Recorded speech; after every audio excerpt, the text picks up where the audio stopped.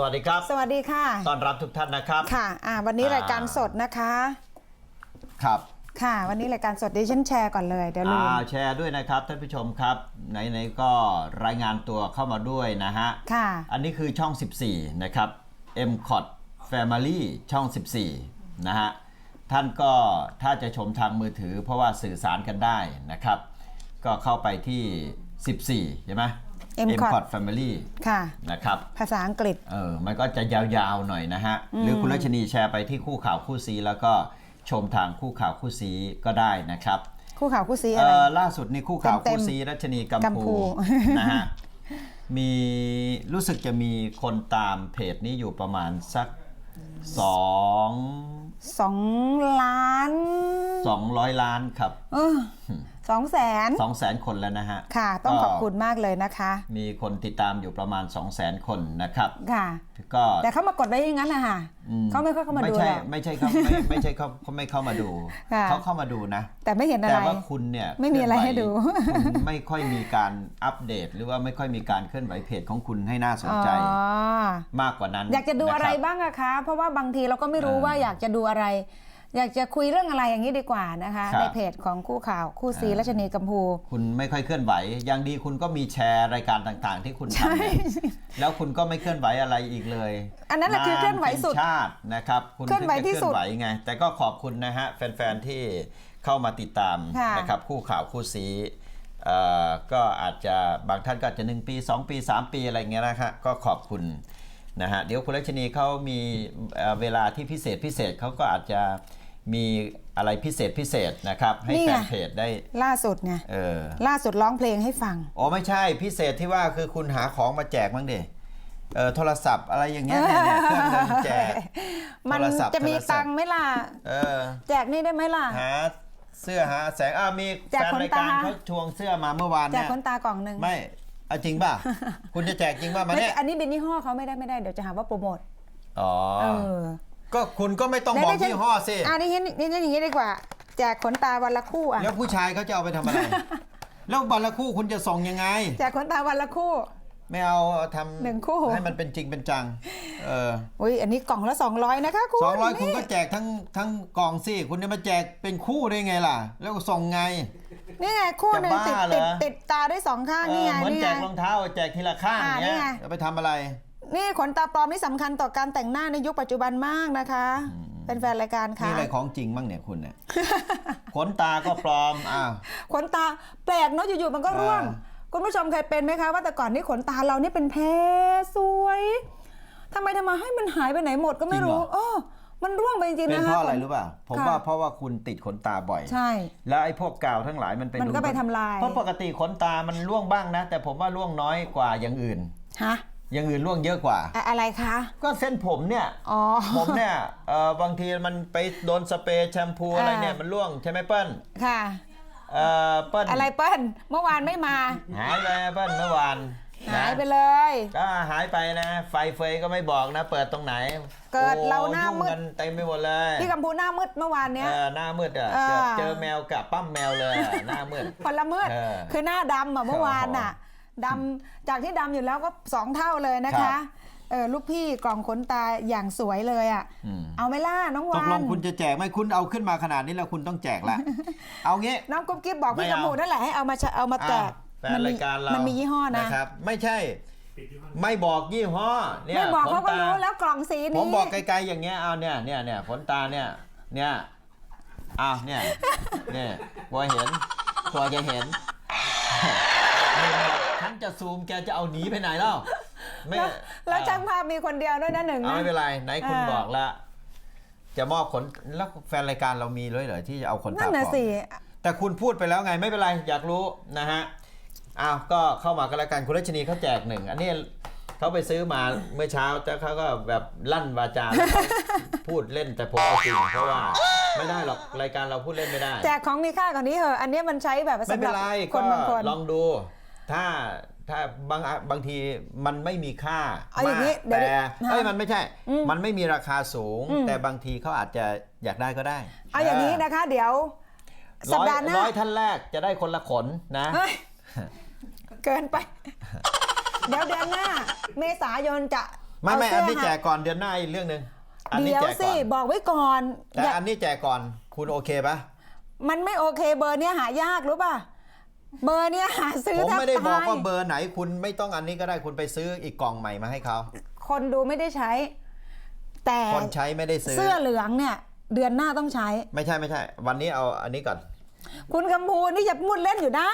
เอา อันเนี้ย ผมไม่ได้พูดเล่น คน นะ ดูไม่ได้ใช้จริงๆ ทำไม นที่ คุณรู้ว่า อ เขา ป ไม่ได้ใช้ ไม่มีใครก็ติดขนตา เดี๋ยว กันหรอก ดูสิใครใช้หรือเปล่า ขนปลอมใครอย่าไปใช้ นอกจากคนที่แต่งหน้าเยอะ อยากได้ ทุกวันล่วงหมดแล้วค่ะ ๆอะไร พี่วันทิพย์อยากได้เห็น อะ ไห ไร ม ร่วงครับพี่ พี่ภูลศักดิ์บอกว่า อ่า แจกทั้งกล่อง อืม น่ะได้นี่เห็นไหมคนเขาอยากได้นะเนี่ยลูกพี่ เอาไปทำไม หนูอยากได้นวลห้อง จะไปทำไมน้องวัน ไปติดคิ้วก็ได้บางคน ติ น่ะ ดคิ้วไม่ได้มัน ถ้า ต้อง ผู้ ติด ชาย ขอ ไป บ ติด ขน ที่ ตา คิ้ว พี่วนิดาอยากได้ไหมครับวนิดาสุขเกษตรนะฮะหัวเราะน้ำตาแตกมาอย่างเดียวพี่วิชาญพร้อมจิตพี่วิชาญจะเอาไปให้ภรรยาเปล่า มันก็ได้อยู่นะภัยชุติมนต์บอกว่ากาวติดขนตาทำให้ขนตาร่วงเป็นไปได้นะคะ จริงค่ะ นะครับคุณ มันไปโดนมันทุกวัน คุณแรมนะฮะคุณแรมหรือคุณลามคุณแรมเนาะ คุณแหลม ลายดอกเริ่มมาแล้ว เอาไหม่ล่ะ นะครับใกล้ แจก สง เสื้อก รา ลาน ย ต์ ด แล้ อ ว กไหม่ล่ะ เรื่อยเปื่อยไปเรื่อยเลยเสื้อลายดอก ต้องชวน ก็ลายดอก หุ้นอยู่นี่ไงออกตังค์กัน ก็อันนี้ไง ซื้อ ก็อันนี้ ซื้อเสื้อลายดอกมาแจกแฟนๆได้ใส่ด้วย มันยังไม่เห็นเอาไอ้ที่เห็นก่อนเขาอยากได้อยู่ แต่เสื้อตัวเมื่อวานเดี๋ยวพี่อาชิรยารอรับเลยโจ้ติด คุณ ต่อไป จิน ยัง บอกว่าเงินเดือน บก 4 0 แล้วะ 0แสนแจกขนตา200มันน้อยไปหน่อยหรือเปล่าแพ้ เงินเดือนใครคะรวมกันทั้งปี จริง หรือเปล่าก็มีแสนทรมานแสนสาหัสแสนลำบากแสนอดอยากนะฮะ4 แสน แสนสาหัส คุณ นะ กุ๊กกิ๊บใช่พี่กัมพูหาของมาแจกมั่งเห็นไหม นะ เขาบอกว่าให้ คือเราจะ หขม สร้าง แจ เร ก ตติ้ง มั่ ด้วยการแจกของว่างั้นเถอะ ก็ไม่เป็นการช่วงนี้มันใกล้สงกรานต์ใกล้ปีใหม่ไทย เอางี้อยากได้ แล้วก็ อะไรดี หาก อะไร ว่า สนุก แจกน้ำอบน้ำหอมน้ำปรุง พูด ที่ ไปเรื่อย ของเกี่ยวกับเล่นสงกรานต์ แค่ขนตาเนี่ยคุณก็ไปอะไร อันเนี้ย เสื้อน้ำหอมน้ำอบ อันเนี้ยเลื่อยเปื่อย คุณไม่เลื่อยเปื่อยหรอกอันนี้แหละ อ๋อนี่ฉันนึกออกแล้ว เอาอีกแล้ว แจกกระเป๋า เอากระเป๋าแทนก็ได้ แจกกระเป๋าเอาปะล่ะ กระเป๋านี่เลยมา เดี๋ยวเอาใบใหม่ เอาทั้งหมดนี่แหละ เดี๋ยวฉันสั่งมาใหม่ ข้างในมีอะไรบ้าง อย่าหยิบอย่าบอกไม่ แล้วคุณเอากางเกงใส่รถใส่กระเป๋ามาทำไมเนี่ย ไม่มี เนี่ยดูไม่หนึ่งดูไหม ไหนกางเกงอะไรอ่ะ เอ้า ไม่ได้เอากางเกงไม่มี เอาใบนี้ อันนี้เขาเรียกว่า คุณสั่งน้องเข้ามาเลย ได้เดี๋ยวสั่งทางเพจ ให้ดูก่อน อันนี้ทำจากกระจูดนะฮะกระจูด ทำจากกระจูดมาจากกะอะไรล่ะ สวยไหมฮะท่านผู้ชมครับ เป็น ค่ะ ฝีมือชาวบ้านที่จังหวัดนครศรีธรรมราช ค่ะ แล้วก็มีน้องท่านหนึ่งเนี่ยครับเขาเอามาขายก็เลย เราก็เลยเดินผ่านแถวซอย4ก็ เคยเอามาโชว์ครั้งหนึ่งแล้วนี่ ก็ซื้อมานะอันนี้เป็นของมอบให้แฟนๆรายการก็แล้วกันใครส่งข้อความมาคุยอะไรดีล่ะ คุยอะไรก็ได้นะครับ อยากจะคุยอะไรก็คุยนะฮะแต่ให้แจ้งนิดนึงว่าอยากได้ใช่ไหม แต่ไม่ใช่ใบนี้เนาะ ก็แล้วแต่คุณนะแต่ว่าคุณจะได้กระเป๋ากระจูดแบบนี้ เดี๋ยววันหลังเอามาโชว์ว่าจะได้ดีไซน์ไหนเพราะว่าเขาทำหมดแล้วหมดเลย แล้ว ด้วย เริ่มแจกวันนี้เลยไหมเนี่ย เอาไงดีอะ ก็วันนี้เลย แล้วแต่เจ้าของเงิน มันพูดไปแล้วไง แล้วแต่เจ้าของเงิน แล้วตกปากนี่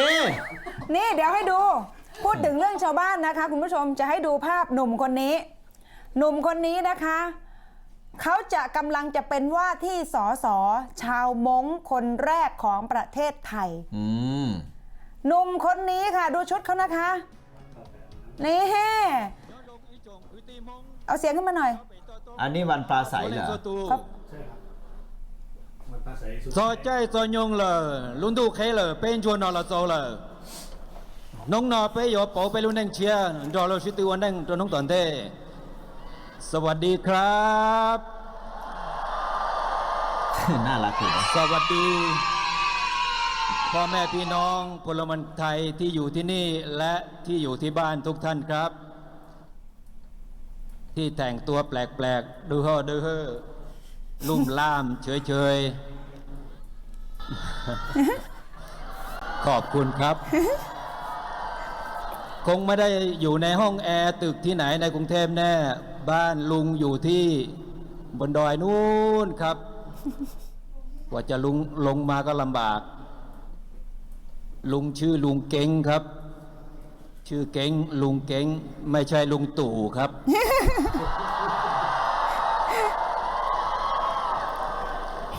ผมเกิดที่อำเภอเขาค้อจังหวัดเพชรบูรณ์ครับ ผมเกิดท่ามกลางลูกปืนวิ่งผ่านหัวเสียงระเบิดผ่านหู เกิดท่ามกลางความขัดแย้งของคนไทย เห็นพี่น้องคนไทย เสียเลือดเสียเนื้อ เสียชีวิต ครอบครัวผมเอง คุณย่าเสีย1 คน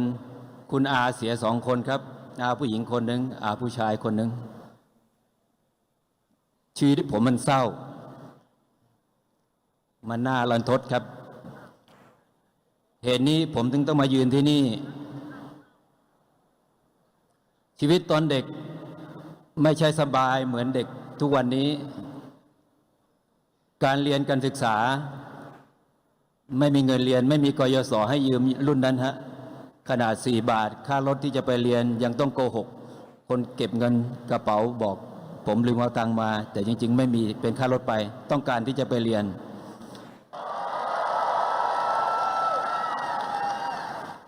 เราเลือกอนาคตใหม่ของเราได้ครับอีก1 วันข้างหน้านี้ครับ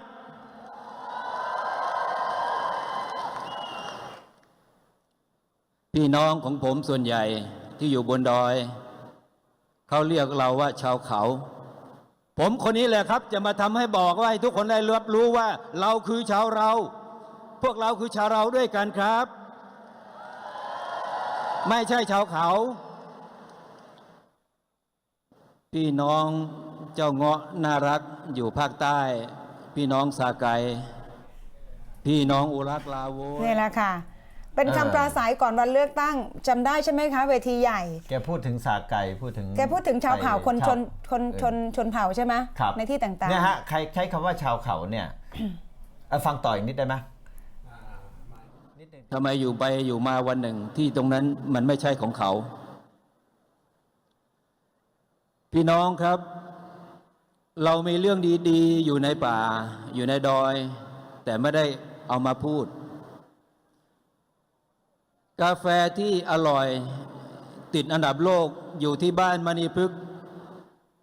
จังหวัดน่านครับ ชาที่แสนอร่อยหอมกลุ่นอยู่ที่เชียงราย ระบบการดูแลป่ากาแฟที่ปลูกอยู่ในป่า เราไปท่านคงไม่รู้หรอกครับ กาแฟที่ท่านกินอยู่ในเมืองเนี่ยระบบจัดการไฟป่าปลูกอยู่ในป่า เขานั่นคือผู้อนุรักษ์ป่าได้ดีที่สุดครับ นี่ คือ ตอนนี้พอฟังแกพูดแล้วเนี่ย ผมก็ทำให้เราได้คิดว่า เวลาเราเรียกพ่อแม่พี่น้องที่อาศัยอยู่ พื้นที่บนภูเขาบนดอยเนี่ย เราก็เรียกเขาว่าชาวเขา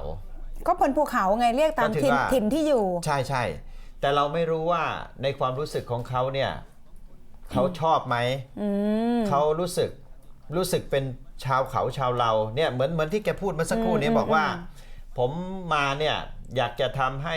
ทุกคนเนี่ยเป็นชาวเราทั้งหมดผมก็เลยทำให้มีความรู้สึกว่าถ้าเราเรียกพี่น้องชาวดอยว่าเป็นชาวเขาจะรู้สึกไม่สบายใจหรือเปล่าแต่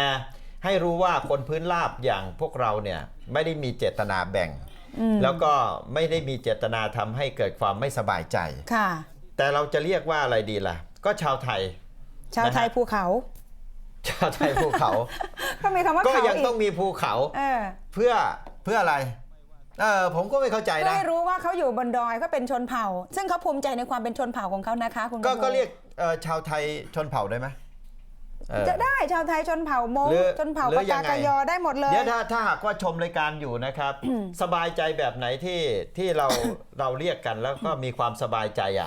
ไม่มีความรู้สึกว่าถูกแบ่งเป็นคนไทยอีกกลุ่มหนึ่งที่เป็นชาวเขา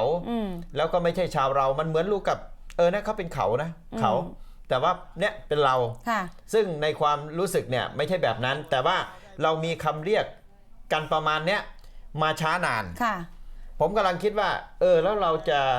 จะหาคำอะไรก็เป็นคนไทยด้วยกัน ไม่ต้องมีชาวเขาได้ไหม อย่างเงี้ยได้ เราไม่เห็นจะต้องมีเลยคำว่าชาวเขาเนี่ย คน ก็ นี้ เขาอยู่ที่ไหนก็รู้อยู่แล้ว คนนี้เขามีชื่อภาษาไทยด้วยนะ ณัฐพลสืบศักดิ์วงศ์ เราไม่ใช่ เป็นสสแล้วนะคะ เพราะว่าจะยังไม่ประกาศรายชื่อจากกกตก็จริงแต่เขาอยู่ในปาร์ตี้ลิสต์ของพรรคอนาคตใหม่ลำดับที่ 24 ซึ่งล่าสุดปาร์ตี้ลิสต์ของอันนี้คำนวณโดยสื่อมวลชนนะคะปาร์ตี้ลิสต์ของอนาคตใหม่เนี่ยถึง 50 อันดับอ่ะเพราะฉะนั้น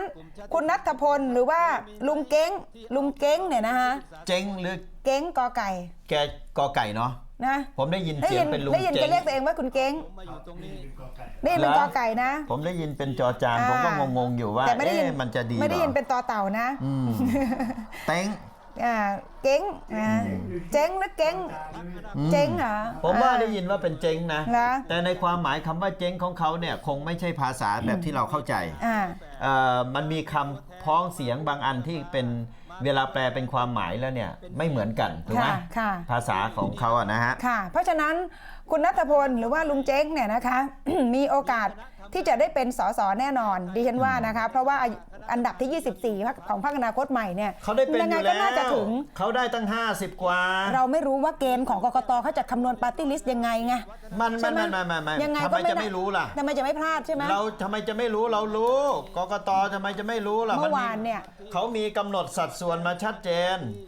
ไอ้นี่หารด้วยไอ้นี่เขามีสูตรมาอยู่แล้ว เพราะฉะนั้นก็น่าจะได้นะคะ เพราะฉะนั้นนี่คือสสว่าที่สสชาวม้งคนแรกของประเทศไทย ที่แกบอกว่าแกไม่มีเงินกยศให้กู้เรียนสมัยก่อนนะคะ ครับ ไปโรงเรียนไม่มีรถเขาอยู่กับป่าอยู่กับดอยมานานของดีมีก็เยอะ แต่อยู่ตรงนั้นสักพักหนึ่งก็มีคนมาบอกพวกเขาว่า พวกคุณตัดไม้ทำลายป่านะ เอ้าก็เรามาอยู่มาแต่ไหนแต่ไรอยู่ๆก็เอากฎหมายมากดทับเรา ต้นไม้ต้นหนึ่งกับคนคนหนึ่งมันมีค่าต่างกัน เราสามารถดูแลป่าได้ พี่น้องปากกากยอเป็นแบบอย่างการดูแลป่าที่ดีมาก แต่ภาพทุกอย่างที่เราเรียนกันมาตั้งแต่เด็กว่าชาวเขาทำลายป่าแต่ในเมืองนี้ต้นไม้ใครเป็นคนตัด ไม่ใช่ชาวเขานะ จริง เป็นนายทุนนี่ ที่ตัดนะคือในทุนนะไม่ใช่ เพราะ ชาว ฉะนั้น เขาก็ เขา ไม่ได้ ก็ ตัดหรอกต้น ลงมา ไม้ เล่าให้ฟังนี่มาที่เมืองมาที่ชาว เพราะว่า มาที่คน เรา เมือง ไม่ นะ เคยเห็นชาวเขามีจะเป็นเจ้าของโรงเลื่อยไม้เนาะ ค่ะ แล้วก็มีแต่ในทุนที่อยู่พื้นราบนี่แหละครับเป็นเจ้าของโรงเลื่อยไม้ทั้งหลายแหละ แกก็พูดต่อว่าชีวิตของคนในป่าในดอยเนี่ยเหมือนถังขยะ ปัญหาทุกอย่างก็โยนมาให้ถังขยะหมด ปัญหายาเสพติดก็โยนมาให้เรา ปัญหาตัดไม้ทำลายป่าก็โยนมาให้เรา ทั้งที่แท้จริงเราคือปลายเหตุต้องไปแก้ที่ต้นเหตุที่ไม่ใช่เรา ปัญหาที่เรามีปัญหาที่เราอยู่มีจำนวนมากไม่ว่าจะเป็นเรื่องสิทธิปัญหาทับที่ป่าอะไรอย่างเงี้ยนะคะ เราหาทางไม่ออกเลยว่าชีวิตเราจะไปทางไหนเขาก็จะเป็นตัวแทนของชาวเขาแหละพูดไปตามที่เราคุ้นเคยแล้วกันเขาจะมานั่งในสภานะคะอะไรนะครับ ค่ะ ก็ แหม เป็นตัวแทนของ เห็นเลยดิฉัน ค แบบ นในพื้นที่ กอไก่ครับ ที่ราบสูง อ่า เดินไปแล้วก็กอไก่ครับ อ๋อ ลุงเก้ง เก้ง คุณเก้งนะ เก้ง นั นะครับ ทพลสืบศักดิ์วงศ์จำชื่อนี้ไว้นะคะเพราะเดี๋ยวจะเป็นท่านสสนัทพลสืบศักดิ์วงศ์แล้วนะคะ ครับ จากอนาคตใหม่นะคะ พี่วิชาญชี้ชัดไม่ได้เหรอพี่ชี้ชัดไม่ได้เหรอพี่ หมายถึงอะไรฮะเขาเป็นสสอยู่แล้วนะครับ ค่ะ ก็บอกว่าคุณชาร์ลอตเดี๋ยวฮะคุณชาร์ลอตเต้ ชาร์ลอต บอก เต้ ว่าเก้งค่ะเก้ง คุณเก้งคุณเก้ง อาจจะรู้จักแม่นยำนะครับ ค่ะ คุณพุนศักดิ์บอกว่าเจงกิสข่านไงครับอันนี้ เจ คน ง ละ ซิสคาน คุณสุนิสาบอกว่าอยู่ภาคเหนือก็เรียกคนเหนือ อยู่ภาคใต้เรียกคนใต้ ก็ เป็น ได้ ตามสถานที่ แต่ ดี ไม่ได้มีเจตนาแบ่งแยกอะไร ค่ะ นะครับ ก็อย่างที่บอกนะฮะคุณวันทิพย์บอกว่าแจกเสื้อลายดอกก็ดีนะคะใกล้สงกรานต์แล้ว ใช่ ส้มจุกคงจะมีเยอะเอาเสื้อเก่าๆผมไหมล่ะฮะเพราะว่าที่ผมใส่แล้วเนี่ยก็ คุณ ไม่ได้ คะ ซัก ต้องบอกนะคะว่าที่ราวเสื้อผ้าตรงห้องคอสตูมเขาเอาเสื้อลายดอกมาประมาณ 20 ตัว มีอยู่ช่วงหนึ่งเขาซื้อกันเป็นโหลๆเลยนะ เพราะว่าจะใช้กับรายการนี้แหละรายการพบค่ำด้วย ครับ เขาก็ใส่แล้วก็แขวนใส่แล้วก็แขวนใส่แล้วก็แขวนวนกลับไปใส่ตัวเดิมแล้วก็แขวนวนอยู่อย่างเงี้ย อ้าว แล้ว คุณ เดินผ่านไม่ได้เลย พูดอย่างนี้ กลิ่นเหม็นมาก เกิน เหม็นแบบเหม็นเหงื่อผสมน้ำหอมอะค่ะคุณผู้ชม คนนะไม่ใช่หมาตาย มันใกล้แล้วแหละใกล้ๆกับหมาเน่าแล้วแหละ แต่มันจะมีกลิ่นน้ำหอมปนออกมาบ้าง เพราะว่าเขาเป็นคนอาบน้ำหอมครับ อย่าเรียก น้ำไม่ค่อยอาบ ว่าฉีดเลย แล้วครับ แต่อาบน้ำหอมแทน เหม็นมากอ่ะอุ๊ยใครได้ไปนะ โถไม่รู้ใครได้ไม่รู้ใครได้คน เอาไหมล่ะเอา ใครได้คนคนนี้ไปนะเสื้อเดี๋ยวผมเอาเสื้อลายดอกให้ตัวหนึ่งกันละกันเป็นเสื้อที่ผม ไม่เอา ใช้แล้ว ไม่เอา ไม่เอาเสื้อใหม่ไม่เอาเสื้อใหม่เพราะว่า เพราะผมก็ซื้อของเก่ามา มันเปลืองงบประมาณ เอาเสื้อที่ผมใช้แล้วในรายการนี่แหละนะ ใส่แล้ว สักหนึ่งตัว ใครอยากได้เอาคุณก็เอาเสื้อที่คุณใช้แล้ว บ้า หนึ่งตัว ไม่เอา แต่ซักรีดอย่างดี ไม่งั้นเอาของใหม่ดีกว่า ไม่เอามันไม่ ดิฉัน ของใหม่ ละอาย มันไม่มีคุณค่านะคุณรัชนี ดิฉันเขิน เขาอยากได้ของเก่าคุณ ถ้า อะไร คุณไม่ให้เสื้อข้างนอกคุณให้เสื้อตัวข้างในก็ได้ ยิ่งอยากได้ใหญ่เลยเชื่อไหมล่ะคุณลองถามไปดิเอาเสื้อเก่ามือสองของคุณลองถามไปสิโรคจิตไม่ใช่น้อยละ ไปว่าคนอื่นเขาตัวเองเป็นอยู่คนเดียว นี่ไหนๆก็ไหนๆแล้วพูดเรื่องสสจริงๆมีสสชาวไทยภูเขาท่านนี้นะครับพี่เก้งเนี่ยคนหนึ่งแล้วก็ เก้ง พี่เก้งคนหนึ่งแล้วก็มีเดี๋ยวนะ มันมีอีกพรรคอนาคตใหม่เนี่ยเขาเข้าใจไปหา คนที่เป็นปาร์ตี้ลิสต์ใช่ไหม ผู้คนมาสมัครนะอีกท่านหนึ่งเป็นผู้พิการน่ะ เขามี โจ้ได้เอามาไหม เขามีทั้งไม่เป็นไร เขามีหมดนะ เขามีผู้สมัครทั้งผู้พิ เขามี กา หมด ร นะ ทั้งสาวประเภท2เนี่ยเขามีครบนะเขาแบบว่า เขาครบทุกหมวด แต่อันเนี้ยเรายังไม่เห็นว่าใครได้บ้างนะคะ ไม่รู้ใครได้บ้างแล้วก็ลำดับจะถึง50เท่าไหร่53 50ใช่ไหม เขาได้สสเขตเนี่ย30ใช่ไหมล่ะ58นู่นน่ะอนาคตใหม่ได้ 58นะปฏิริษีไม่ใช่น้อยๆนะ อาจจะมีหลากหลายอา ได้ ชีพ มากกว่าสสเขตนะ เพราะว่าคะแนนเขาได้มา5.8 ล้านนู่นน่ะเขาได้คะแนนเยอะนะนี่5.8 ล้านนะพอๆกับคนที่เป็น first vote ก็คือเลือกตั้งครั้งแรก7.3 ล้าน ก็ถ้าตีซะง่ายๆ คือหายไปแค่2 ล้านเอง อาจจะขี้เกียจออกจากบ้านสละสิทธิ์ไม่ไปเลือกตั้ง หายไปแค่2 ล้านเอง คงจะไม่ไปเลือกตั้งอ่ะ กลุ่มคนรุ่นใหม่อ่ะผมว่ากลุ่มคนรุ่นใหม่อ่ะอยู่กลุ่มเนี้ยอนาคตใหม่เนี่ยเยอะนะครับแล้วก็ล่าสุดนะฮะพรรคพลังประชารัฐก็97นะเขตนะบัญชีรายชื่อประมาณ21นะฮะบวกแล้วก็117 117แล้วก็พรรคเพื่อไทย137ไม่มีบัญชีรายชื่อ เพราะว่าเขาได้เยอะแล้วนะครับคุณทวีศักดิ์ถามมาว่าคะแนนนิวซีแลนด์ว่ายังไงครับเดี๋ยววันนี้เขาประชุมกันกกตประชุมกันนะคะก็เรื่องนิวซีแลนด์เนี่ยนะฮะก็การบินไทยเขาก็ชี้แจงแล้วบอกว่าเขาเนี่ยได้โทรศัพท์แจ้งกระทรวงต่างประเทศตั้งแต่เวลา 17 นาฬิกาของวันที่ 13ตอนนั้นเครื่องบินที่เอาหีบบัตรมาเนี่ยยังไม่ลงนะฮะเครื่องบินจะลงตอน2 ทุ่ม2 ทุ่ม 50แต่เขาโทรศัพท์ภาคพื้นดินเนี่ยโทรแจ้งกระทรวงต่างประเทศว่าให้มารับบัตรจากนิวซีแลนด์ประมาณ4 ทุ่มตอน4 ทุ่มไปถึง4 ทุ่มครึ่งเนี่ย4 ทุ่มถึง4 ทุ่มครึ่งให้มารับอันนี้4 ทุ่ม4 ทุ่มครึ่งของวันที่23นะฮะเขาโทรศัพท์ไปแล้วเพราะฉะนั้นทางการบินไทยเขาบอกว่าเขาไม่ได้ขัดเขาไม่ได้ล่าช้าเขาทำงานทันตามเวลาเขาทำงานทันตามเวลาตอนนี้เพราะว่าวันที่23มันก็ยังไม่ได้มีการนับใช่ไหมวันที่23คือวันขนหีบบัตรจากที่ต่างๆไปประจำพื้นที่ไอ้ที่มีการเลือกตั้งล่วงหน้าใช่ไหมครับตอนนี้ปรากฏว่างานก็เข้ากระทรวงต่างประเทศว่ากระทรวงต่างประเทศก็เขานัดแล้วทำไมไม่ไปอธิบดีกระทรวงต่างประเทศโฆษกแล้วกันท่านโฆษกกระทรวงต่างประเทศก็บอกว่าการบินไทยก็โทรนัดแล้วแต่ว่ากระทรวงต่างประเทศต้องมีเรื่องการทำเอกสารตามขั้นตอนมีเอกสารก็เลยไม่สามารถไปรับบัตรตามที่การบินไทยแจ้งนะเขาก็เลยไปรับเอาตอน 19:30 นาทีของวันที่24ซึ่งเป็นวันที่เลือกตั้งไปวันที่เลือกตั้งแต่ไปวันที่ไปเวลา 19:30 นาทีซึ่งเขานับคะแนนกันแล้วสิคะแนนนับไปแล้วจนจะหมดแล้วมั้งบางเขตอาจจะใกล้หมดแล้วด้วย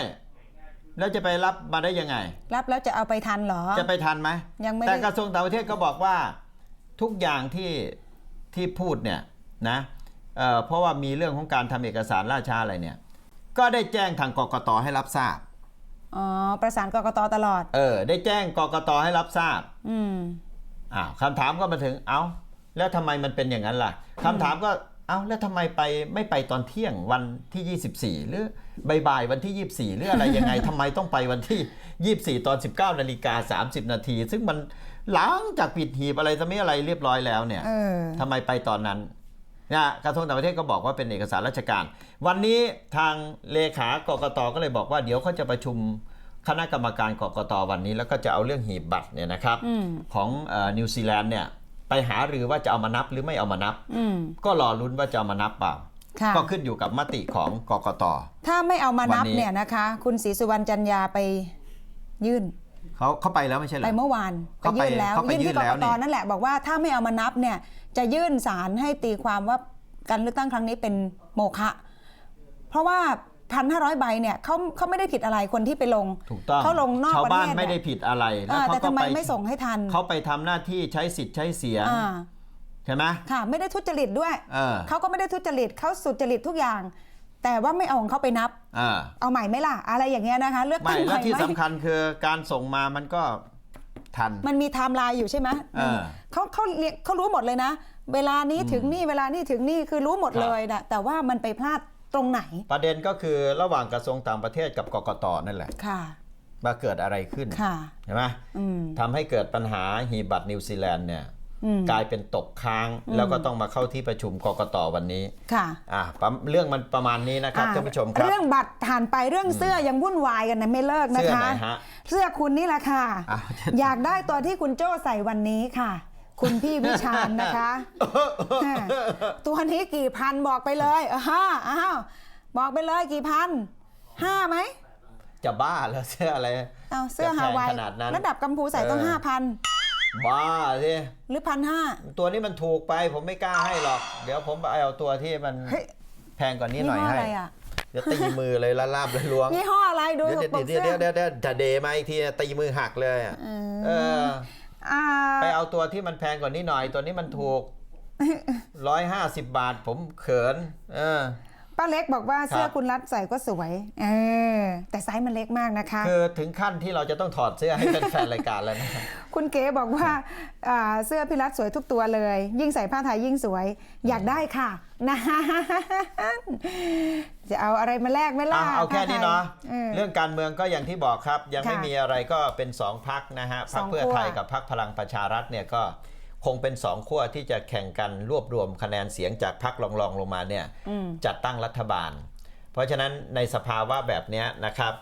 ก็อย่างที่เห็นถ้าสะท้อนจากที่เป็นตัวเลขก็คือตลาดหุ้นตั้งแต่วันเลือกตั้งมาเนี่ยก็หัวทิ่มก็หัวไม่ต้องให้ความเป็นธรรมนิดนึงเมื่อวานลง20 จุดเพราะว่าตลาดต่างประเทศลงหนักมากก็แล้วแต่ต้องให้ความเป็นธรรมนิดนึงเดี๋ยวจะหาว่าโอ้ยไม่ขานรับเลือกตั้งอันนี้ไม่ใช่แล้วมันซะทีเดียวตลาดต่างประเทศก็ขึ้นเราขึ้นไหมวันนี้ขึ้นนี่ไงไหนวันนี้เนี่ยบวกมานิดหน่อยไหนเห็นไหมเขียวแล้วบวก 1.34 จุดณตอนนี้ค่ะ 1.3 ก็จริงๆก็ไม่ใช่ปัจจัยสำคัญอะไรนะครับเพราะว่าสภาพของตลาดหุ้นไทยเป็นสภาพนี้มาแต่ที่แน่ๆนะมานานมากแล้วหุ้นใครขึ้นรู้เปล่าอย่าคุณพูดเป็นบางเรื่องอย่าไปพูดหมดทุกเรื่องใจเย็นมันมีผลนะก็มีผลก็รู้แล้วพูดส่งเดชเดี๋ยวก็ฟ้องคุณตายแล้วผมไม่เกี่ยวนะผมไม่แชร์ค่าเสียหายนะเดี๋ยวคุณมาฟ้องในเรื่องอะไรล่ะมันเป็นข้อเท็จจริงแล้วคุณพูดถูกเหรอเขาก็พูดตามเนื้อผ้ามันใช่ไหมล่ะมันใช่ไหมเรื่องไหนอะที่ใช่ไม่ใช่ไม่รู้เรื่องไหนก็ไม่ทราบผมก็ไม่รู้คุณจะพูดเรื่องไหนผมก็ดักเอาไว้ก่อนอะไรของพี่เนี่ยไม่ได้พูดอะไรเลยก็ดักไว้ก่อนไงแหมเดี๋ยวก็โดนหรอกเดี๋ยวก็โดนหรอกเดี๋ยวพาไปขึ้นเครื่องบินลำนี้นะคะ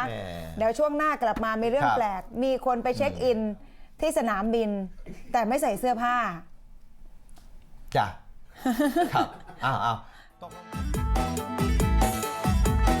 คู่ข่าวเล่าทุกเรื่องช่วงคู่ข่าวเขาว่าแปลก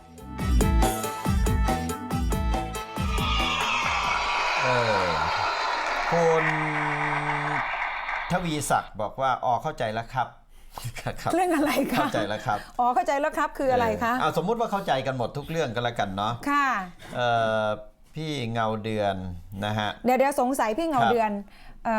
ทำงานราชการไม่ใช่เหรอคะพี่คะ เอ้าแล้วคุณจะพูดทำไมเผื่อหัวหน้าเขาก็ดูอยู่ เอาล่ะ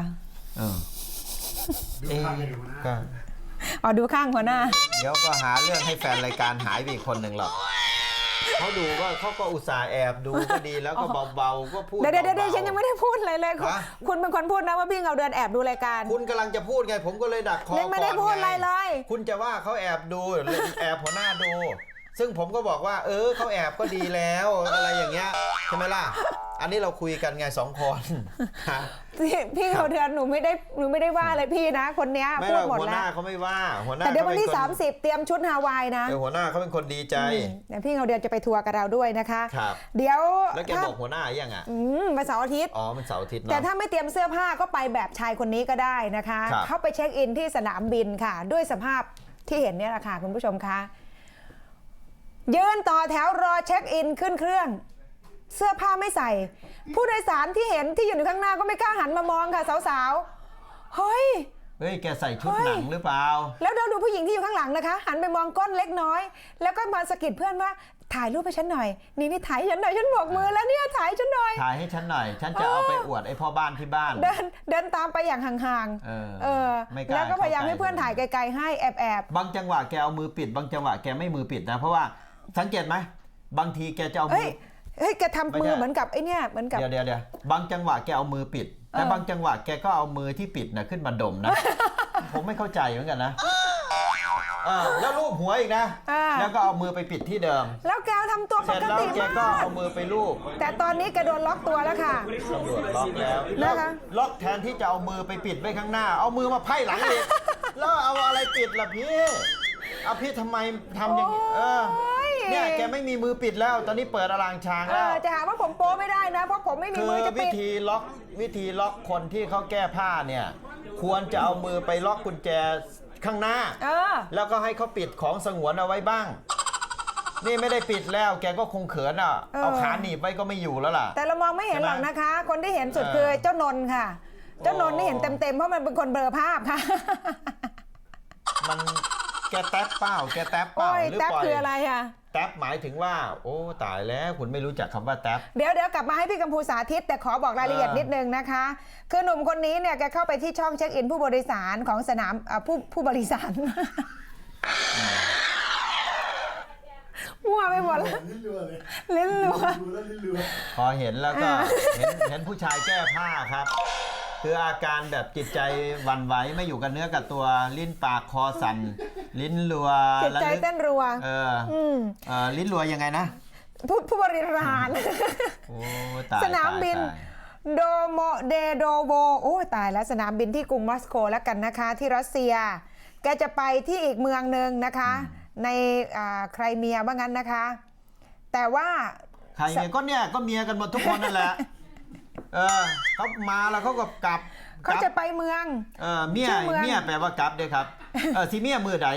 หมายความว่าภาษาอีสานเมียมือใดหมายความว่าจะกลับวันไหนไปเนี่ยเมียมือใดก็คือจะกลับวันไหน มันเป็นชื่อเมืองเขา แล้วทำไมต้องบอกถามว่าใครเมียก็เมียทุกคนอ่ะ ชื่อว่าเมืองซิมเฟอร์โรโพลอยู่เมืองซิมเฟอร์โรโพในไครเมียนั่นแหละ น่ะเมียทุกคนแหละ ผู้โดยสารก็บางคนก็ขำๆนะคะ แต่บางคนก็เฉยๆไม่กล้า ตำรวจเขาไม่ขำด้วย จริงๆอากาศเนี่ยที่รัสเซียตอนนี้ก็ยังหนาวอยู่นะคะ แกให้เหตุผลว่าที่แกไม่สวมเสื้อผ้า เพราะจะทำให้อากาศ พลศาสต พ ร์ ลศาสตร์ย่ำ คำว่า แย่ พลศาสตร์นี่มันหมายความว่า พลศาสตร์ย่ำแย่ ผมไม่รู้ว่า คือร่างกายของย่ำแย่ร่างกายแกย่ำแย่ สภาพร่างกายแกย่ำแย่ คือ เพราะฉะนั้นทางที่ดีอย่าใส่เลยแก คือ ว่าอ เขา ย่างนั้ คิด นนะ ว่าการใส่เสื้อผ้าเนี่ยมันทำให้ร่างกายไม่ เสียสมดุลประมาณนั้นไหม อะไรประมาณนั้นแหละไม่ได้อากาศปกติ เพราะเดี๋ยวนี้มันจะมีนะ ไม่ได้อากาศปกติ เดี๋ยวนี้คุณรัชนีเดี๋ยวนี้มันจะมีกลุ่มคนที่เขาตั้งกลุ่มกันขึ้นมาเนี่ย ค่ะ นะครับ ที่ไม่ชอบใส่เสื้อผ้า ขาเรียกว่าเป็นกลุ่มนุ่งลมห่มฟ้าหรือว่าเป็นกลุ่มเขาเรียกอะไรนะโจ้เขาเรียกกลุ่มอะไรนะ อันนี้เป็นตั้งขึ้นมาทั่วโลกเลยนะตั้งขึ้นมาทั่วโลกนะคือเป็นกลุ่มที่เขาไม่นิยมใส่เสื้อผ้า เพราะเขาเชื่อว่าเสื้อผ้าเป็นอะไร คือหนึ่ง เป็นส่ เป็ วน นความ เกิน สิ้นเปลือง อืม สองเป็นการทำให้โลกเนี่ยร้อน เพราะว่าต้องมีการผลิตมีการใช้สีย้อมใช้อะไรต่อมีอะไร อ๋อใช่ เพราะฉะนั้นเขาจะคืนสู่ความเป็นดั้งเดิมมากที่สุด ในบางโอกาสในบางช่วงบางจังหวะของชีวิตถ้าเป็นไปได้เนี่ย อืม เขาเวลาเขานัดเจอกันเขาก็จะไม่มีเสื้อผ้า อย่างเช่นตามชายหาดตามอะไร อืม ตามสวนสาธารณะ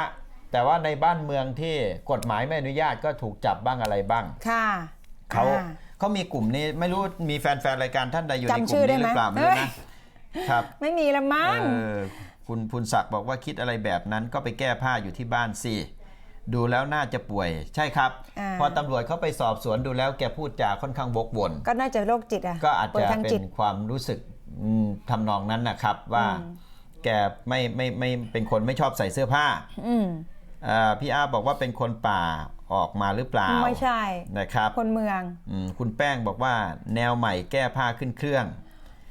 อัน พู นี้ ด มัน ถึง ก็ เรื่องแก้ผ้านะคุณกำพู ทำไมฮะ ดิฉันก็เคยฝันนะว่าตัวเองเนี่ยอายไม่ใส่เสื้อผ้า คือไปไหนก็ไม่ใส่เสื้อผ้าอะไรอย่างเงี้ยในฝันนะ แล้วนึกว่าเป็นเรื่องจริงแล้วอาย ในฝันนะ ในฝันนึกว่าเป็นเรื่องจริงอายไปไหนก็ทำไมเราไม่ใส่เสื้อผ้า แล้วเวลาคนไม่ตอนที่คุณฝันว่าไม่ใส่เนี่ยมีเดินผ่านชุมชนเดินผ่านคนไหม ไป แล้วคน ก็ เขา มี ว่าไง ผู้คน เขาในฝันนะเขา ใน ว่าไง ฝันเขาไม่ว่าอะไรนะคะ แต่เราอะรู้สึกว่าเราอายจังเลย แล้วในฝันก็ไม่รู้ว่าไปเอาเสื้อผ้าไปทิ้งไว้ไหนทำไมไม่ใส่เหมือนกับไม่ใส่เสื้อผ้าเฉยๆซะงั้นอ่ะเคยฝันเหมือนกันคุณเคยไหม มันเพราะอะไรอ่ะผมว่าต้องเป็นจิตใต้สำนึกอะไรบางอย่างของคุณที่ ไม่รู้ว่า นี้ คุณผู้ชมเป็นไง วิเคราะห์ในแง่จิตวิทยา อ คือผมเนี่ยเรียนจิตวิทยาเบื้องต้นมานะ เอาอย่างนี้ก็ ถึง คื แม้ อ จะจบรัฐศาสตร์แต่ผมเนี่ย ใช่ เรียนจิตวิทยา พูด เบื้องต้น ง่ายๆก็คือเคยเป็นโรคจิตมาก่อนนั่น ไม่ เอง ใช่จิตวิทยาก็คือว่าสิ่งที่เป็นความฝันของคุณเนี่ย มาจาก ความฝันมันจะเกิดจากหนึ่งสิ่งที่คุณคิดอยู่ในใจจิตใต้สำนึกนะครับ อันที่สองก็คือสภาพอากาศในบริเวณรอบๆมันมีผลกระทบกับร่างกาย อันที่สามเขาเรียกว่าธาตุกำเริบ ธาตุกำเริบ ธาตุกำเริบหมายถึงกินอะไรเข้าไปก่อนนอนเนี่ย ก็ กิน จะ ไปแล้วร่างกายทำงานหนักอาจจะส่งผลต่อความรู้สึก เป็นส่วนใหญ่แล้วมันก็จะสะท้อนไปสู่ความรู้สึกกึ่งหลับกึ่งตื่น โอ้โห มันกลายเป็นความฝันนี่ ทำไมเป็นคนที่แบบน่าจะไปเรียนหมอนะคุณเนี่ย ผมเป็นแล้ว ไม่หมอดูอ่ะ หมอลำครับหมอลำเป็นละเด้แฟนเลยเดี๋ยวแต่ของคุณเนี่ยผมคิดว่ามันน่าจะมาจากจิตใต้สำนึก ผมเข้าใจว่าคุณเนี่ยคงจะอยาก แก้ผ้า โอ้ แต่ว่า ไป คุณ อยาก ไม่ได้มีโอกาสทำคุณก็เลยทำในฝันก่อนอะไรนะ Nude is Nude is Group คนที่ไม่ชอบใส่เสื้อผ้ามีนะคะ เขามีกรุ๊ปเขาเลยใช่ไหม ในเยอรมันกับฝรั่งเศส ในเยอรมันกับฝรั่งเศสนะคะ ลองเราเปิดเว็บไซต์ดูเหรอหรืออะไร เปิดภาพดูค่ะ เขาเปิดภาพโป๊ดูเลยละค่ะ มันจะเป็นชมรมเขาเลยนะ ชมรม เห็นไหมมันมีนะ ผ่านไป คุณ ผ่าน จะ ไป สมัครเข้าชมรม ไม่ ด้ ค่ะ ห ไม่เอาแค่ฝันพอ ต่อไปก็ต่อไป เออ เออ พาไปอีกเรื่องใหม่บ้าง ยังไม่หมดเวลาเหรอ น่ะ ครับมาดูนี่ สันหลังยาวจริง คุณยายวัย84 ปีครับ หลายๆคนบอกว่าเนี่ยนะคนเราจะอายุยืนนั้นต้องกินอาหาร อะไร ที่เป็นประโยชน์ ไอติมเหรอฮะ อุ้ย จริงเหรอคะคุณยาย คุณยายวัย84 ไม่เป็นเบาหวาน คุณยายเล็ก เหรอ ยายเล็ก เป็นคนที่ชอบกินไอติมมาก เหรอคะ คุณยายบอกว่ากินมานาน5 ปีแล้วเชื่อไหม เฉพาะกล่องเนี้ยนะไม่ใช่ มันจะกินอะไรนานขนาดนั้น นึกว่าถ้วยเดียวนี่กิน5 ปีไม่หมดนี่นะ มันก็จะเกินไป ผู้สื่อข่าวไปที่บ้านยายเล็กครับก็ต้องตกใจนึกว่าเป็นร้านขายไอติมนะ เพราะอะไรรู้ไหมถ้วยกับช้อนไอติมครับ เดี๋ยวดูโอ้ยคุณยาย อันนี้คือกินแล้วเก็บไว้ นี่กินเพื่อสะสมถ้วยกับซ้อนเลย แต่ไอเดียนี้ดีนะ เรากินทุกครั้งที่กินถ้วยไอติมเราก็ล้างคว่ำไว้จะได้รู้ว่าเรากินไปเยอะขนาดไหน แล้วคิดเป็นเงินดูนะครับท่านผู้ชมครับ แกกินแล้วก็สะสมไว้ด้วย คุณยายจะนั่งรอรถไอติมทุกวันเลยประมาณสัก10 โมงถึง 11 โมงเนี่ยนะฮะยกเว้นวันไหนไอติมไม่มาขาย ทำไงอ่ะยายจะไปดูลิเกนะ เกี่ยวอะไรไหมทดแทนกันได้ วันที่ยายไปดูลิเกเนี่ยยายจะไม่กินว่างั้นนะคืออีกอย่างหนึ่งสันทนาการที่แกชอบคือลิเกนะครับไม่แต่ลิเกเขาหวานอยู่แล้วไง แม่ยกจ้าแม่ยกจ้า แทนลิเกแทนไอติมได้5 ถ้วยอ่ะความหวานของลิเก ถ้าวันไหนไม่ได้ดูลิเกอยากกินไอติม แกบอกว่าอยากกินไอติมนะครับคุณยายอายุเท่าไหร่นะคะ คุณยาย84แล้ว อายุยืนด้วยนะ กินขนมอ่ะในมาในเจ้านี้มาแล้วเจ้านี้มาแล้วเจ้าประจำใช่ไหมพี่วิภานี่แกเป็นคนขายไอติมแกบอกว่าจะมาขายให้ยายทุกวันยายเล็กจะซื้อกินวันละ 2-3 ถ้วยเลยนะ 3 ถ้วยอย่างเรานี่อาทิตย์ละถ้วย เดี๋ยวดูถ้วยหนึ่งกี่สกู๊ป3 และ4และกินเต็มถ้วยเลยนะแล้ววันละ 3-4 ถ้วยเลยเหรอเฮ้ยทำไมคุณยายไม่เป็นเบาหวานเลยเหรอคะแล้วคุณจะไปแช่งให้ยายเป็นทำไมเนี่ยปกติเขาเห็นคนเฒ่าคนแก่ไม่เป็นอะไรก็หายสุขภาพแข็งแรงเอานี่จะส่งเสริมให้ยายเป็นเบาหวานเป็นห่วงคุณนี่มันช่างจริงใจร้ายเป็นห่วงเห็นไหมเนี่ย1 ถ้วย2 ถ้วยนี่แล้วสั่งทีเดียวด้วยนะนี่ทีเดียวเอาไว้กินจ่ายตังค์ด้วย30 บาทถ้วยละ10นะฮะยายกินแบบนี้มา5 ปีซื้อกินทุกวันนะยกเว้นวันที่แกไม่ได้ไปขายนี่แหละยายบอกชอบมากที่สุดก็คือไอติมกะทิไอศครีมกะทิได้ไม่ได้กะทิแล้วก็ได้น้ำตาลด้วยนะลองฟังคนขายก่อนเดี๋ยวคนขายหรือยายเสียงยายมีไหมคนขายครับเหรอเสียงฟังเสียงคนขายก่อนก็ได้คุณพี่ไปขายไอติมให้คุณยายทุกวันเลยใช่ไหมครับจ้ะแล้วคุณยายทานทุกวันไหมครับทานทุกวันเลยค่ะทานทุกวันละกี่ถ้วยครับบางวันก็2-3 ถ้วยค่ะ2-3 ถ้วยแล้วมาขายให้คุณยายเริ่มกินไอติมตั้งแต่เมื่อไหร่พอจำได้ไหมครับนานแล้วเนาะเป็นเริ่มถ้วยตั้งดูถ้วย นานตั้งแต่เริ่มมาขายแรกๆเลยอะค่ะประมาณหนูมาขายอยู่นี่ก็4-5 ปีแล้ว4-5 ปีจ้ะคือพูดง่ายว่าตั้ง4-5 ปีก็กินทุกวันกินทุกวันกินมาทุกวันเลยครับกินต่อเนื่องมา 4-5 ปีกินทุกวันคุณยายชื่อว่ายายประภัยศรีหรือยายเล็กเนี่ยนะครับบอกว่าชอบจริงๆค่ะอีฉันก็ชอบกินไอศครีมมากกินทุกวันกินมานานแค่ไหนยายก็จำไม่ได้กินเสร็จก็จะล้างถ้วยล้างช้อนเก็บไว้บนแคร่ไม้ไผ่หน้าบ้านล่าสุดถ้วยกับช้อนไอศครีมเนี่ยลูกชายเอาไปทิ้งหลายครั้งแล้วนะเอาเหรอครั้งละเป็นกว่า100 ถ้วยเลยเกิน100 ถ้วยนี่บางส่วนนะที่เหลือทุกวันนี้ก็แข็งแรงดีไม่เจ็บไม่ป่วยแล้วก็ไม่เคยมีโรคประจำตัวด้วยเป็นยังไงล่ะเพราะฉะนั้นคุณอย่าไปเที่ยวพูดนะว่ากินไอติมแล้วเป็นโรคนู้นโรคนี้ทำให้คนขายไอติมเขาเหมือนกับเขาขายของเป็นโทษฟังยายหน่อยฟังยายหน่อยฟังยายฮะถ้าวันไหนคือไม่เขาไม่มาขายแล้วคุณยายทำไงก็ไม่กินไงก็ไม่กินฮะก็ไม่เป็นไรแล้วคุณยายไม่กลัวคนอายุเยอะๆเนี่ยทานไอติมเยอะๆมันจะดีเหรอครับฉันไม่เป็นอะไรเลยนะครับความดันความเดินก็ไม่มีไม่มีเลยทุกวันนี้ก็คือซื้อไอติมกินทุกวันถ้าเขามาก็ซื้อละถ้าไม่มาไม่ซื้อเราก็ไปซื้อไอ้นั่นไก่ย่างกินไก่ย่างไม้ละ10 บาทไก่ย่างไม้10 บาทกินเล่นนะไม้10 บาทแล้วซื้อข้าวเหนียว5 บาทซื้อไก่ย่าง2 ไม้แล้วคุณยายทานข้าวครบ3 มื้อไหมไม่ครบอะไม่ครบบางทีก็หิวก็กินมันเอาแน่นอนไม่ได้น่ารักดีนะน่าจะนั่งคุยกับยายนานๆนะว่าทำไมถึงชอบอรรถรสของไอติมมากมายขนาดนั้นเนี่ยหวานมันพี่กำพูคุณยายอยู่ที่จังหวัดราชบุรีนะว่างๆจะไปคุยกับคุณยายแต่พูดถึงนะเราก็อยากจะกินเลยนะเนี่ยเห็นคุณยายกินไอติมไอติมแบบเนี้ย1 อร่อย2 ไม่แพงไอพวกเราเนี่ยนะพูดก็พูดตามตรงนะมันชอบไปเอาความเชื่อผิดว่าคือเดี๋ยวนี้แทบจะไม่กินอะไรแล้วเพราะเดี๋ยวอ้วนเดี๋ยวเนี่ยแค่เดินผ่านก็อ้วนละคือแทบจะไม่กินอะไรแล้ววันๆก็ไม่รู้จะหามันกลัวแต่อ้วนไม่เห็นยายไหมอ้วนแกกินวันละแกไม่ได้อ้วนเลยแต่ก็อ้วนนะถ้าเทียบอายุขนาดนี้แล้วกินไอศครีมขนาดนี้นะ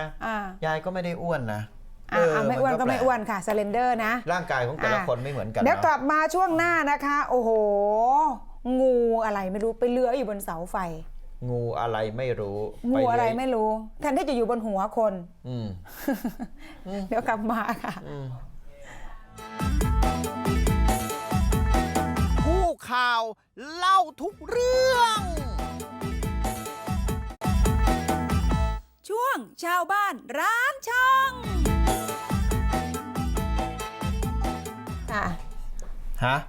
อ๋ออันนี้เขา รณรงค์ปิดไฟใช่ไหมคะ ปิดไฟลดโลกร้อน 30 มีนาคม ครับ วันเสาร์นี้นะคะ ตอน 2 ทุ่มครึ่งถึง 3 ทุ่มครึ่ง 1 ชั่วโมง 1 ชั่วโมงนะคะเรา ทั่ว ปิ โล ด ก ไฟ นะ กั เขารณรงค์ทั่วโลกกัน ค่ะ เพื่อที่จะลดการใช้พลังงานไฟฟ้าใช่ไหม ค่ะ แล้วก็ลดโลกร้อนด้วยนะครับก็ทำได้มากก็ถือว่าช่วยโลกได้เยอะนะครับท่านผู้ชมครับ ค่ะ การผลิตไฟฟ้านี่มีต้นทุน มีคนบ่นว่าเดือนนี้ค่าไฟแพงดิฉันเห็นคนบ่นในเฟซในอะไรดิฉันก็รู้สึกนะ จาก จริงเหรอ ที่จ่าย500เดือนเนี้ยจ่ายขึ้นมาเป็น700กว่า เดือน บา นี้ ท เดือนอะไรอ่ะ มีนา เดือนมีนาใช่ไหม ยังไม่เมษาเลยนะเนี่ยเพิ่งไปจ่ายเมื่อ2 วันที่แล้วเนี่ย ไม่มันอาจจะเป็นที่เขาเคย ขึ้นค่า FT ไหม ค่าไฟใน500 อาจจะอะไรประมาณ ค่า นั้น ไฟ ละมั้ง ที่อยู่บ้านมั้งเนี่ย ถูกเหรอ แพงกว่านั้นเหรอ แปลงว่า ไม่อยู่คนเดียวไง ค่าไฟ500อันนี้คือต่อคนเดียวนะ แต่ทีเนี้ยมันขึ้นมา700ก็เลยงงว่า ขึ้น เอ๊ะ 700เลยเหรอ ค่ะขึ้นจาก500เป็น700อะค่ะ ก็ขึ้นมา200 บาททั้งที่ก็ใช้ไฟเท่าเดิมนะ ไม่ได้มากไปกว่าเดิมเลย เนี่ยแหละค่ะ คุ ก็ ณ เลย ไปเอาข้อมูลมา อย่าเอาความรู้สึกนะ คนอื่นเขาก็รู้สึก เป็นอะไรจะพ้นไหมเนี่ยร้อนเนี้ย เดี๋ยวมันมีอะไรแสบๆ เดี๋ยว ค ค่อยอ่านเดี๋ยวงั้นเดี๋ยวเตือนพายุฤดูร้อนนิดนึงนะคะ เตือนไป เดี๋ยวเวลาจะหมดซะก่อนนะคะ ครับ กรมอุตุนิยมวิทยาออกประกาศเตือนพายุฤดูร้อนประเทศไทยตอนบนฉบับที่ 14นะคะบริเวณภาคเหนือตอนล่างภาคตะวันออกเฉียงเหนือภาคตะวันออกภาคกลางรวมทั้งกรุงเทพปริมณฑลจะเกิดพายุฤดูร้อนฝนฟ้าคะนองลมกระโชกแรงและลูกเห็บตก รวมถึงฟ้าผ่าด้วยนะคะ รวมถึงฟ้าผ่าด้วยเพราะฉะนั้นให้ระวังอันตรายด้วยนะคะ ห้ามอยู่ในที่โล่งแจ้ง ใต้ต้นไม้ใหญ่ สิ่งปลูกสร้างและป้ายโฆษณาที่ไม่แข็งแรง ระวังอันตรายจากฟ้าผ่าด้วยค่ะ เกษตรกรควรเตรียมป้องกันระวังความเสียหายต่อพืชผลการเกษตรด้วย อันนี้เตือนเฉยๆใช่ไหม วันที่ 26 ถึง 27 นี้นะคะ วันนี้สิ เริ่มวันนี้เลย แต่ 2 ว่า วัน ภาพที่เห็นภาพเก่าป่ะเนี่ย ก็ช่วงนั้นเนี่ยเขาเตือนมาตลอดพี่กัมพู เออ เขาเตือนมาเป็นระยะตั้งแต่วันเลือกตั้งแล้ว ครับ ค่ะฝากเตือนมาด้วยนะคะ เพราะว่าเดี๋ยวท่านผู้ชมจะถามว่านี่มันจังหวัดอะไรนะครับ ก็เป็นภาพเอามาให้ดู แต่ว่า มา ให้ระมัดระวัง ตัดเข้ามาค่ะ การเดินทางนะครับ ค่ะคุณกัมพูดีแล้วนะ มีคุณอ๋อบอกว่า คุณอ๋อถามมาคุณอ๋อชื่อคุณอ๋อหายไปไหนละแกถามอะไรมาว่าจะตอบเลยมัวแต่ไอเลยลืมไปเลย ไออะไรคะ ไอเลิฟยู แน่ คนต่างประเทศได้สัญชาติไทยมีสิทธิ์เลือกตั้งไหมครับพี่กัมพู 5 ปีค่ะ เนาะ ต้อง ได้ 5 ปี ได้ ไม่น้อยกว่า 5 ปีอายุต้อง 18 ปีขึ้นไปค่ะ ครับ มีงูเหลือมตัวหนึ่งนะคะ โอ้โหขึ้นไปเลื้อยอยู่นู่นดำๆนะสีเหลืองๆนั่น น่ะ น่ะ ที่มุนเอ้ยน่าก็น่ากลัว ตัวเบ้อเลย โอ้โหขึ้นไปทำไม นี่ริมถนนพัทยานะคะ ทางเข้า Walking Street เลยโอ้ฝรั่งมุงค่ะตอนเนี้ยกู้ภัยมากู้ภัยจะขึ้นยังไงล่ะเสาไฟฟ้า ต้องให้เจ้าภาพมาเจ้าภาพก็คือการไฟ แล้วงูนะ ฟ้า บางทีไปพันเสาไฟฟ้าแรงสูงเนี่ย ไฟช็อตไฟเชิดไฟดับทั้งเมืองก็มีนะ ใช่ ข้างล่างนะจ๊ะโยนลงมาวงแตกนะจ๊ะ ค่ะ โยนลงมาก็วงแตกจริงๆ เสาในยสูงประมาณ6 เมตรนะคะ6 เมตรกว่าๆเจ้าหน้าที่พยายามใช้อุปกรณ์ขึ้นป่า เอาหมดเวลาซะแล้วนะฮะลาท่านผู้ชมไปก่อนนะครับยังไงตอนเย็นเนี้ยไปติดตามที่ เรื่องพบค่ำช่อง เวลา 30 17 นาฬิกานะครับ ค่ะ ลาไปก่อนฮะ สวัสดีค่ะ